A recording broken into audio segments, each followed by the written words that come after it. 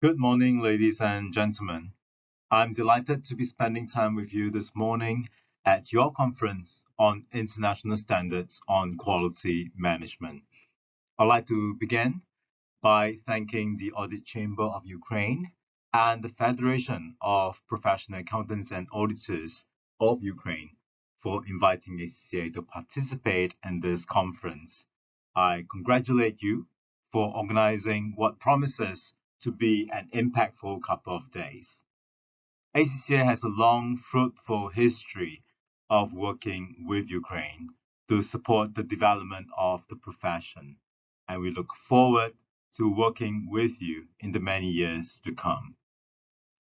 I'd like to also commend the people of Ukraine for your resilience, tenacity, and determination to carry on with business as usual in the current challenging time.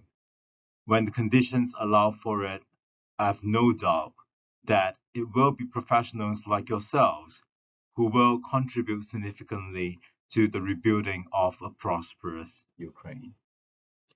My name is Chun Wee, and I'm the regional lead for policy and insights for ACCA in Asia Pacific. I am also a board member with the International Auditing and Assurance Standards Board, IAASB, and perhaps more relevant to the topic that we're discussing today, I was on the task force that developed the ISQM1. Like my fellow board members, I have been involved in a tremendous amount of outreach on the quality management standards, both when the standards were under development, as well as since their approval by the board in September 2020. We are always grateful to have opportunity to talk to practitioners, to firm leaders about the changes, about the standards, and to explain some of the thinking behind what we have done here. So really grateful to be here. I've looked at the agenda of the conference, the 2 days of agenda, exciting content, very well designed and extremely well thought through. By signing up and attending the conference, all of you in the audience have demonstrated your clear commitment and eagerness to get this right, to design and implement the system of quality management in the right spirit, in the right way to reap the benefit of putting it into operation. Now, I see that my fellow speakers will be doing deep dives into the different aspects of the standards, and I'm sure they will be sharing many practical tips and examples. But before jumping into the exciting and interesting details, I thought it would be helpful for us to take a helicopter view, get ourselves into the right headspace to be clear to ourselves why this is important. So do bear with me while I say a few words. The standards have been a long time in the making. I would say the genesis was about 10 years ago when we did a post-implementation review on the Clarity suite of standards, which I'm sure many of you are very familiar with. We heard feedback, we heard different areas that will benefit from some changes in RSQC1. In 2015, we issued an ITC, the invitation to comment, where the quality management approach was first mentioned. And in relation to that ITC, we organized various mega roundtables around the world, and we heard feedback from firms, from practitioners, and different stakeholders. And that culminated in a big project where we undertake to revamp the suite of quality management standards. And after multi-years effort, the standards were eventually approved by the board in September 2020. Now, I must say this has been one of the most important pieces of work that IAASB has undertaken in recent time, and it addresses a number of very important public interest issues. The natural reaction by some people to new standards is always how do I comply? Is it difficult to comply? How do I comply by doing the bare minimum? But I would suggest that those with the mindset of finding shortcuts are missing a trick. It will be a lost opportunity for them. And I'm hopeful that you agree with me, or if you're not yet convinced, you will be by the end of this conference. Sometimes I find it necessary to remind ourselves the hallmark of a professional services firm. When I ask firm leaders, what makes you proud to be in this industry? What makes you proud of what your firm is doing? What makes your staff proud to be working for you? The answers often come in a variety of words, but if I were to summarize, they would be the trust that you inspire, the integrity that you uphold, the quality output that you produce. And I'm stating the obvious here, but quality is the centerpiece of a professional services firm. You need quality in order to ensure that you're successful, not just yesterday, not just today, but tomorrow, 5 years, 10 years down the road. And very importantly, performing quality engagement is how we as profession create public value. So relating all these back to the quality management standards, from IAASB's perspective, we passionately believe that if implemented effectively, if implemented in the right spirit, the suite of quality management standards will be truly transformational in the way firm manages quality and risk to quality at both the firm and engagement level. I think it's crucial for us to take a step back and to reflect on the why behind the what. What were the drivers for change? Why did we decide to revamp ISQC1? And understanding what drove the changes will put us in the right frame of mind to better implement them. So what are the challenges with ISQC1? If I do a poll with all of you right now, I'm sure I'm going to get a dozen different responses. Let me just mention 3 things that we have been hearing loud and clear from firm leaders we have spoken to. Number 1 is a standard that comprises of a long list of very specific requirements. So it says that the firm shall establish policies and procedures for this, policies and procedures for that, etc. And as a result, firms often just pick up the 50-odd paragraphs from the standard, put them into check boxes, and try to mark a tick against each of them. You can try to make sure that you have something that resembles compliance with each of these requirements. And when you get very busy trying to check the boxes, as you understand and you can imagine, sometimes you forget to think about why those policies and procedures are necessary, how they are helping us achieve the objective of promoting quality in the engagement that the firm undertake. So that's number 1, checklist mentality. Number 2, the same set of requirements apply to firms of all sizes, from the largest firms that perform the most complex audit engagement for listed multinational entities to the smallest sole proprietorship that may only conduct, for example, compilation work.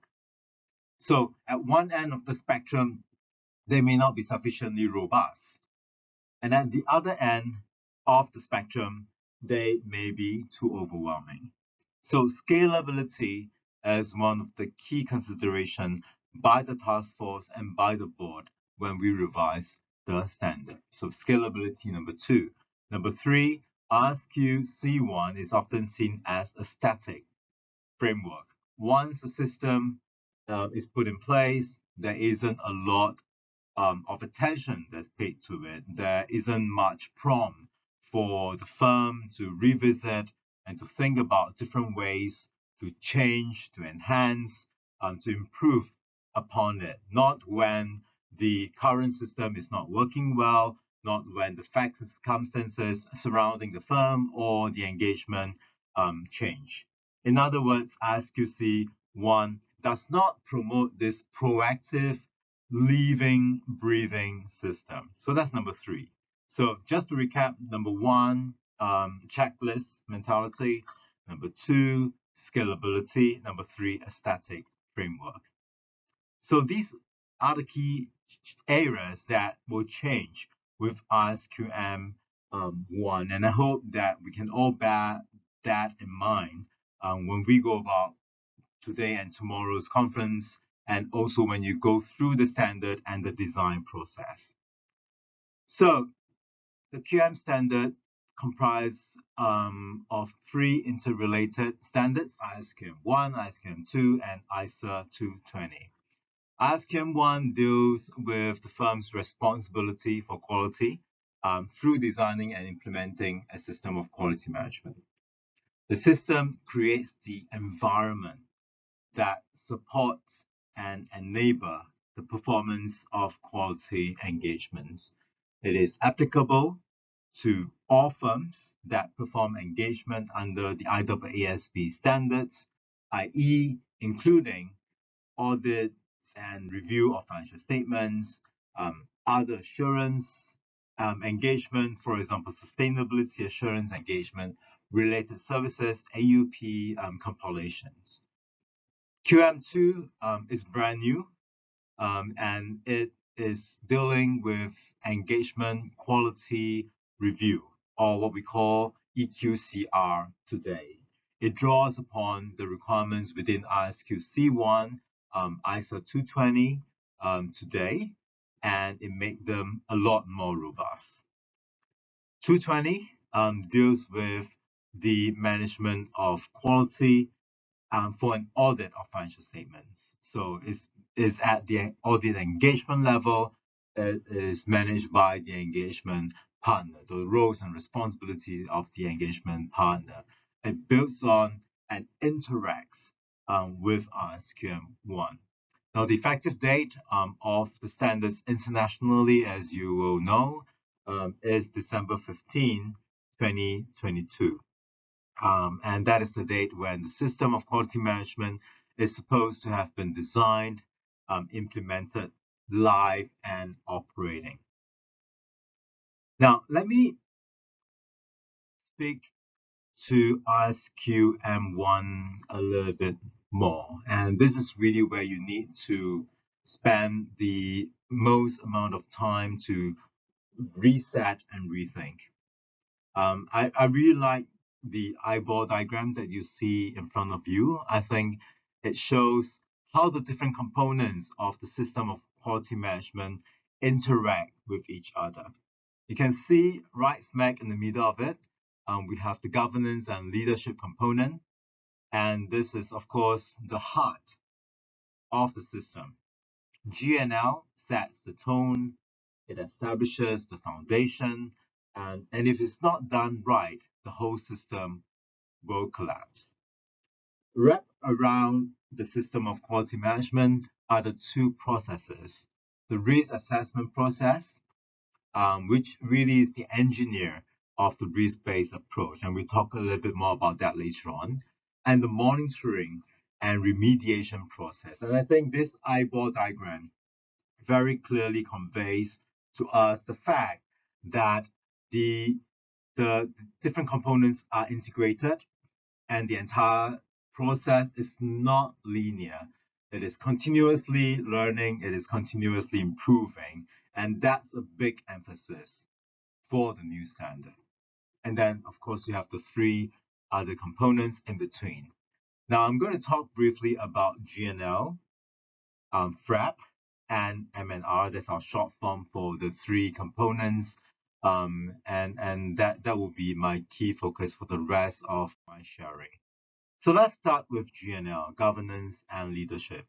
Now, this is the cornerstone, as I said, of the system of quality management. And this is one of the key public interest issues that IAASB addressed as part of this project.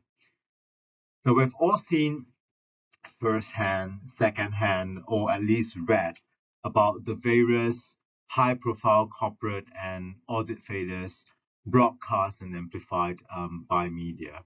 And we've also continuously received information from the regulatory and oversight community about inspection findings. And many of these, at least based on those commentaries, fairly or not, are unfortunately linked to the governance and leadership level of firms. Now, let's be clear about one thing. Firms are profit-generating commercial entities as well. And profit is not a dirty word. Without maintaining profitability, you will not be having your sustained business. You can't pay your staff. You can't continue to provide the important service that you provide. However, as mentioned earlier in my sharing, and I'm sure you will agree, quality is the centerpiece of what you are selling as a business. If the quality is compromised, you can't expect yourself to be in business for much longer. And a big part of GNL is about the culture. And you can see that being prominently featured in RSQM1. I will invite all of us to ask ourselves honestly about the culture within the firms that you lead. What is the tone at the top that you're setting? Is there an unmistakable emphasis on quality first? Or is quality first some neglected slogan that we print in large font and paste on the wall? If we ask our staff today, and if they can be perfectly honest with us, will they be able to see the emphasis on quality in our every action, in every decision that leadership is making? Or will they see an overwhelming emphasis on revenue and profits? So let's cut costs, let's reduce the hours, let's make the client happy at all costs, retaining them. So let's reflect on that a little bit. One other aspect on culture and one observation that has been shared with us throughout this project is that sometimes the current QC system is merely regarded as another function, another department, one that is there solely for the purpose of checking the boxes, demonstrating compliance with ISQC1, and has nothing much to do at all with the actual operation of the business. So coming back to ISQM1, QM1 requires the firm to reinforce the importance of quality in the firm's strategic decisions and actions, including the financial and operational priorities. The next point here, the new standard has robustly addressed the roles and responsibilities of leadership. It requires the firm to assign specific roles, including the ones who is ultimately responsible and accountable for the system of quality management. And this has to be the CEO, managing partner, or equivalent. In addition, the firm is required to assign a few other roles with operational responsibilities. And these include the overall system of quality management, compliance with independence requirement, monitoring and remediation process. In a complex, large firm, these could be different individuals, but for small practice, is usually the same person, i.e. the managing partner or the CEO. Now, apart from the ultimate responsibility, which has to be with the managing partner or CEO, the rest of the roles also cannot just be assigned to anyone as well. The firm needs to ensure that those who has been assigned those roles have the appropriate experience, the appropriate knowledge, and importantly, the influence and authority to execute those roles. So, for example, if you're thinking about just going out to the street and just pulling in and recruiting a fresh graduate, and then assigning that individual with the role of operational responsibility, it will not work because that individual will clearly not have the knowledge, experience, authority, and influence to perform the job properly. On top of that, and this is brand new in RSQM1, there are explicit requirements that hold individuals accountable for their roles through a couple of requirements.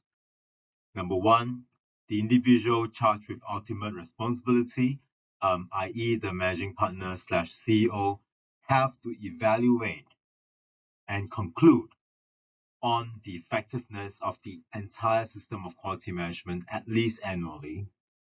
And there is explicit requirement for periodic performance evaluations of leadership as well. So there's a great deal of emphasis placed on G&L component as it is crucially important. Now let me move on to talk a little bit about the firm's risk assessment process, or we call it FRAP in short.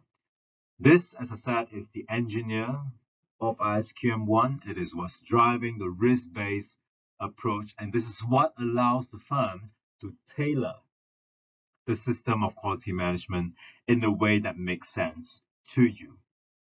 So if you think about what I mentioned earlier about the one major concern about ISQC1, that is the one-size-fits-all approach. There's no scalability.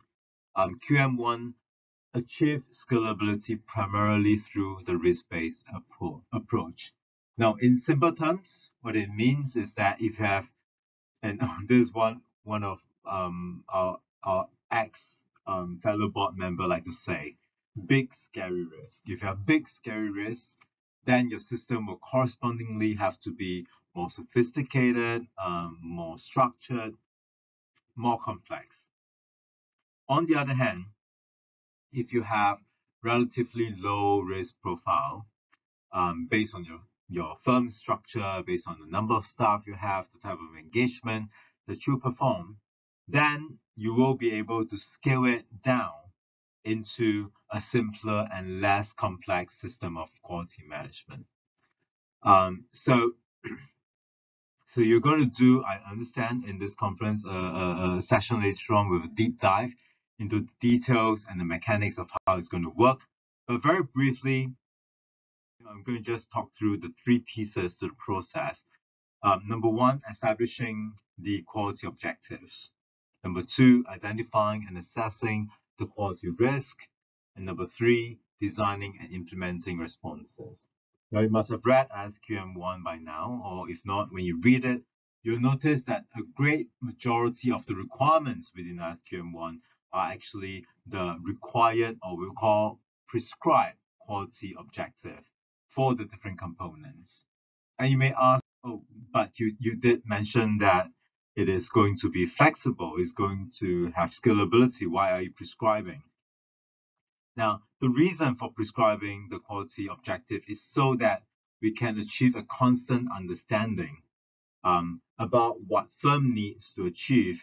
Because even if you are of different sizes or different forms, the broad level objective are the same. So for example, one of the quality objectives under resources is personnel are hired, developed, and retained, and have the competence and capabilities to consistently perform quality engagement, including having knowledge and experience relevant to the engagement that the firm performs. Now, if you think about it, this objective is common to all firms, but depending on the kind of engagement that you provide, the quality risk will be different. And therefore, the responses, the policy and procedures that you need to put in place will be different as well. So instead of telling you, in order to get to point Z, you need to walk to A, you need to take a bus to B, take a train to C, and so on, we just tell you that the end destination is Z, and you have to decide how you get there based on the facts and circumstances of the firm, of the engagement, the kind of hurdles you expect to encounter along the way. And we contrast that against the current standard ISQ-C1, which drive firms to establish very specific policy and procedures. QM1 will require more time for you to think through and design the system, but what you get at the end of the day will eventually be truly relevant and useful. Now, another very important point that I want to emphasize here is you will be required to keep a watchful eye on the developments, on changes that require you to add on or modify the quality objective, the risk, and the responses. And that's part of the whole dynamic, continuously evolving process the system will have to go through. So it's not going to stop after it is put in place on December 15th, right? So that's really important.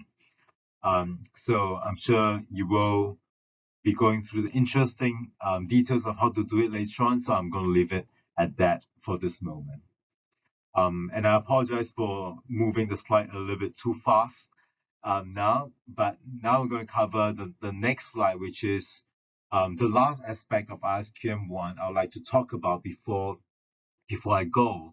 And this is the MNR, monitoring and remediation process. It is crucially important as well. It is not brand new. The concept of monitoring and remediation is already present in ISQ-C1, but the requirement has now been enhanced and has been made a lot more robust. When we think about monitoring and remediation in ISQ-C1 in the current framework, many of us will start thinking about inspection of completed engagement, and maybe not a lot beyond that.